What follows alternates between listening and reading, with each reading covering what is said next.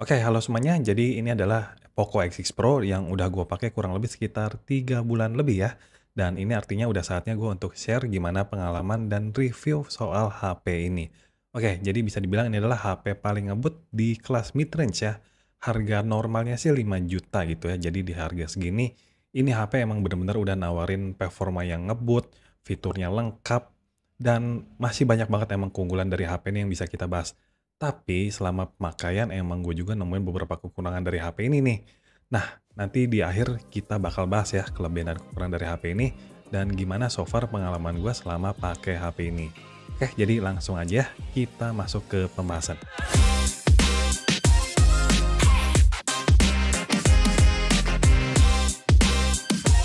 Oke, pertama ini sekilas aja ya kita lihat isi boxnya ya teman-teman. Pertama di sini kita dapat stiker, terus ada panduan dan garansi, dan dapat softcase ya yang warnanya ini hitam. Ya, agak ke abu-abu gelap gitu ya.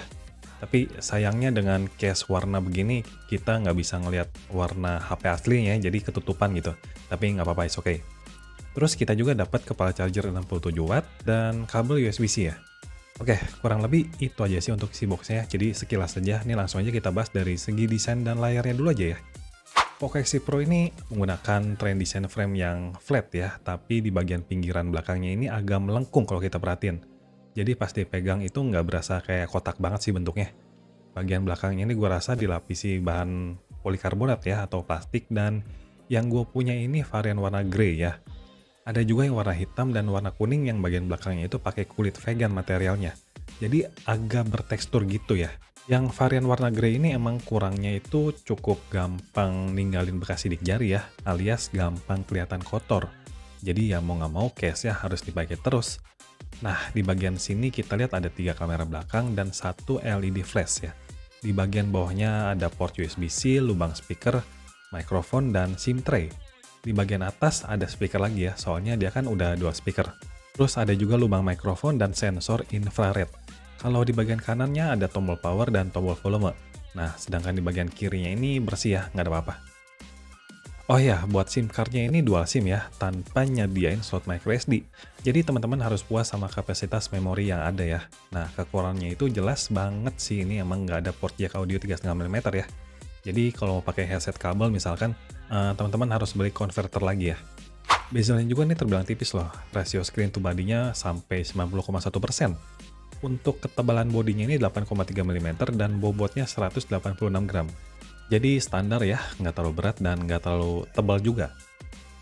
Nah, ini buat spek layarnya ya. Jadi HP ini nawarin panel layar AMOLED, ukurannya 6,67 inch, resolusinya Full HD+, kerapatan pixelnya lumayan nih, di angka 446 pixel per inch, jadi lumayan tajam.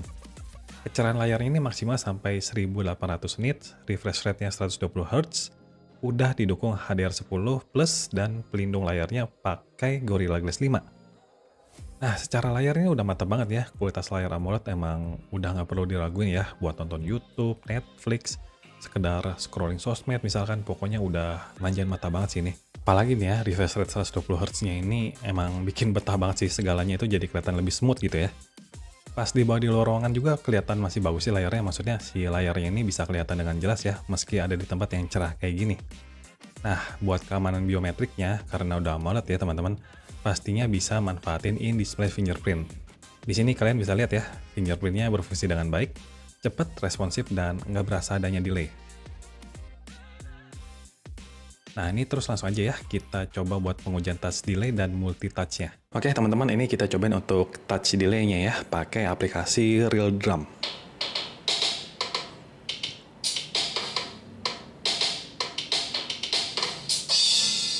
So far sih aman ya, nggak begitu berasa touch delay-nya, maksudnya nggak berasa sih, nggak ada touch delay di sini. Nah, teman-teman bisa lihat ya.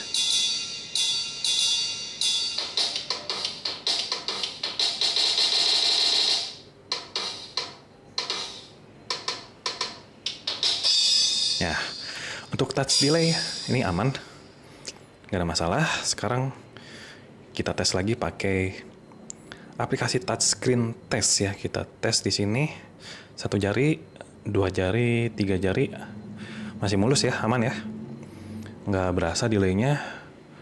4 jari, 5 jari ini bisa sampai 10 sentuhan harusnya kita tes ya. 5, 6, 7, 8, 9, 10. Nah 10 nih ya. Multitouch aman di 10 sentuhan dan teman-teman bisa lihat pas kita gerakin gini udah aman ya, mulus, nggak berasa delaynya. Jadi untuk pengujian touch delaynya ini aman ya. Jadi kalau ada yang bilang nih HP touch delay berasa gitu, wah ini nggak terbukti di sini ya. Soalnya kemarin tuh ada yang bilang gitu. Jadi di sini nggak terbukti ya kalau HP ini touch delay-nya berasa kayak gitu. Oke, sekarang kita lanjut ke pembahasan selanjutnya. Nah, sekarang kita cobain buat kualitas speakernya dulu aja kali ya. Soalnya stereo speakernya ini udah ditandem sama Dolby Atmos. Langsung aja nih, coba kalian dengerin.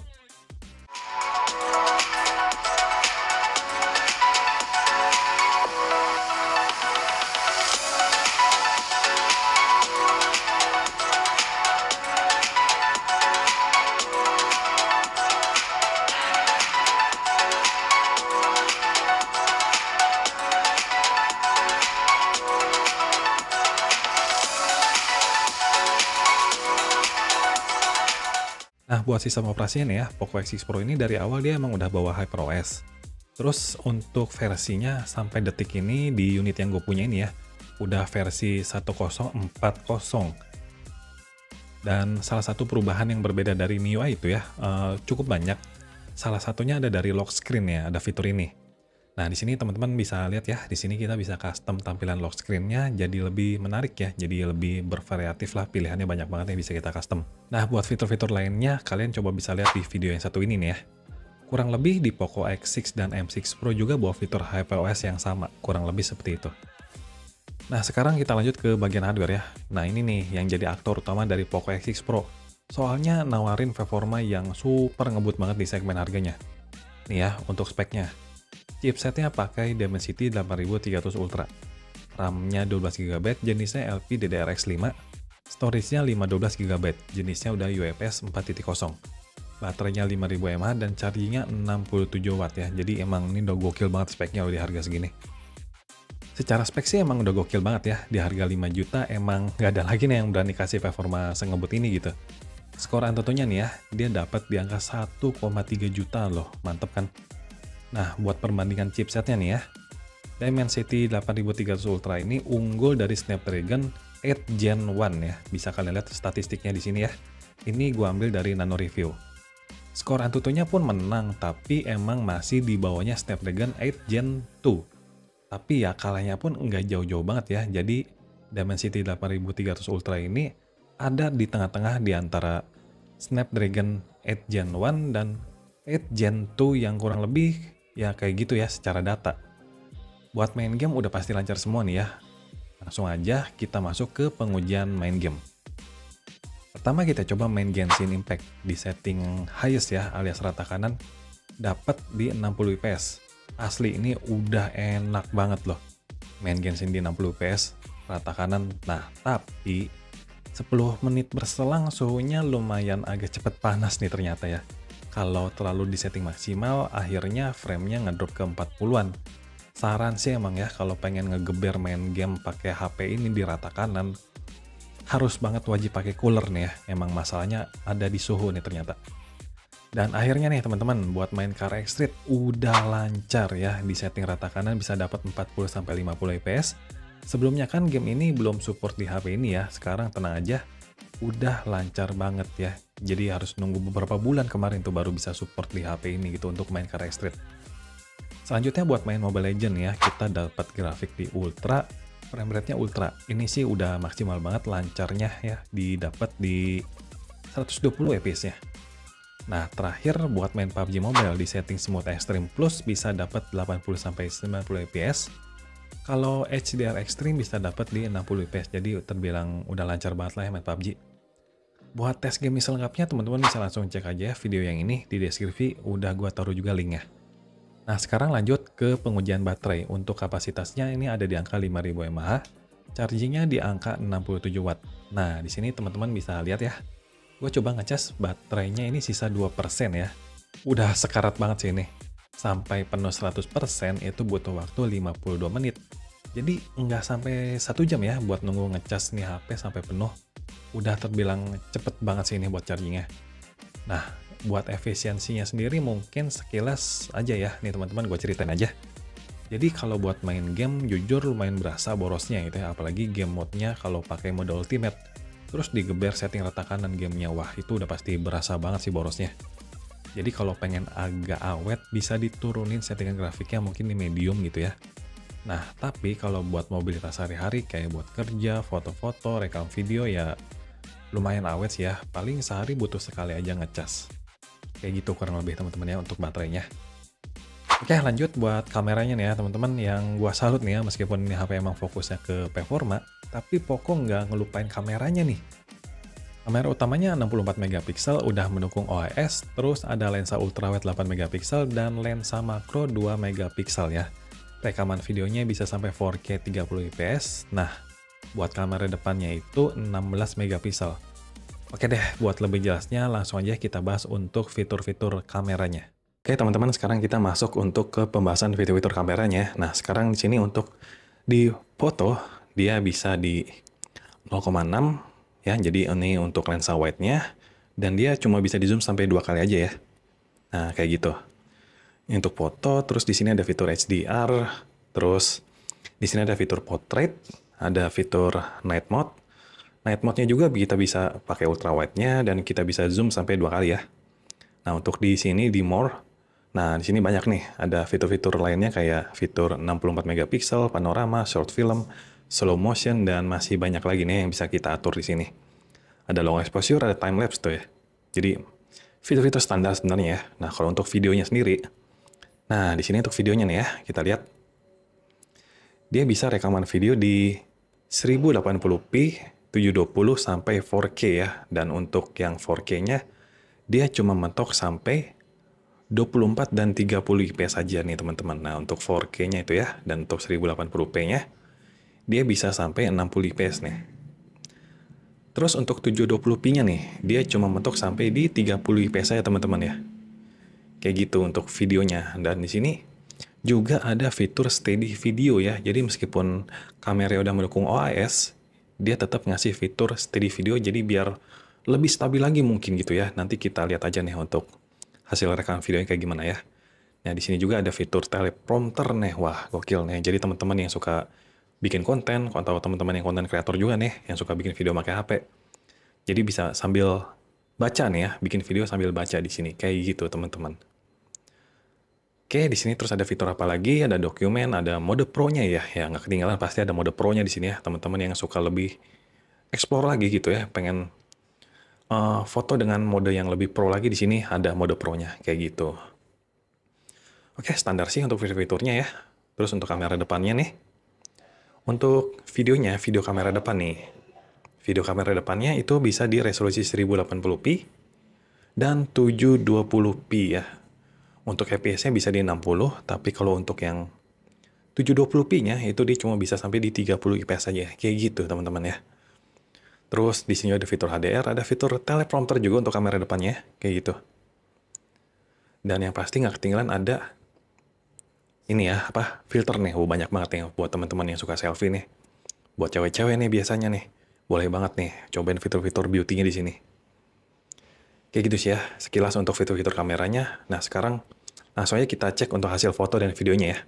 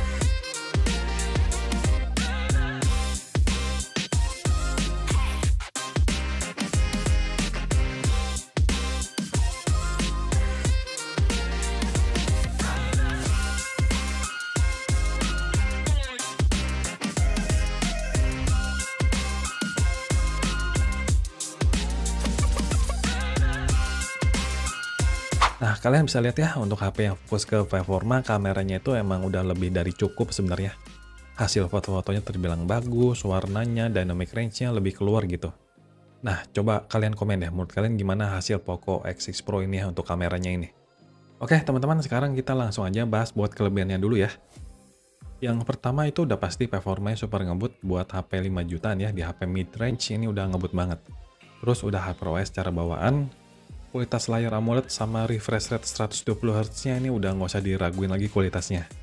Terus dia juga yang pasti udah ngasih lensa ultra wide, kameranya udah OIS, chargingnya ngebut di angka 67 watt, sensor dan konektivitasnya lengkap, udah NFC, in-display fingerprint, udah 5G, dan lain-lain pokoknya. Terus desainnya premium ya untuk ukuran HP gaming, maksudnya nggak kelihatan kayak HP gaming gitu.